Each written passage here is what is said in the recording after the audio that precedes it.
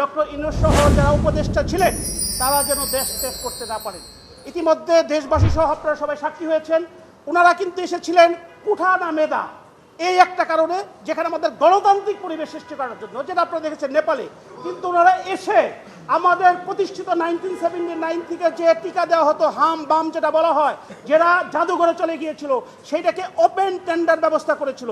যে কারণে ইউনিসেফের আমাদের কান্ট্রি ডিরেক্টর উনি বলেছিলেন, Rana forward, God sake please don't do. তারপরেও তারা এটা করেছে, যে কারণে আজকে আমাদের শত শত শিশু মারা যাচ্ছে এবং আপনাদের রিপোর্টের মাধ্যমে মানুষ দেখছে। আপনাদের আরেকটি কথা বলে রাখি, এখনো বাংলাদেশে আমার মা বোনদের অনেকের বাচ্চা ইনফ্যান্ট শিশু অসুস্থ হওয়ার পরে হসপিটালে যাওয়ার মতো যোগ্যতা তাদের নাই, তাদের রিপোর্ট কিন্তু আপনাদের কাছে আসে না, তাদের সংখ্যা আসে না।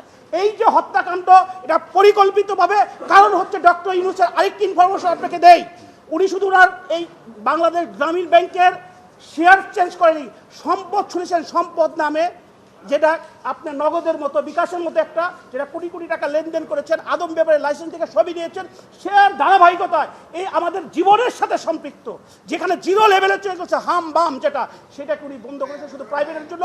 আমি আমার রিট পিটিশন আজকে দায়ের করেছি 6548/2026। আমি পিটিশনার, কারণ হচ্ছে এটাকে একটা থ্রোলি ইনভেস্টিগেশন করতে হবে, যেটা আইনের 3 দ্বারা ইনকোয়ারি কমিশন অ্যাক্ট, এবং ইনকোয়ারি না হওয়া পর্যন্ত এই প্রত্যেকটা লোক ডক্টর ইউনূস থেকে আরম্ভ করে অ্যাডভাইজাররা যেন দেশ ত্যাগ করতে না পারে। এইটার জন্য আমি করেছি আগামীকালকে 2টার সময় মহামান্য আদালত কোর্ট নাম্বার 20 মেইনে এটা হিয়ারিং হবে।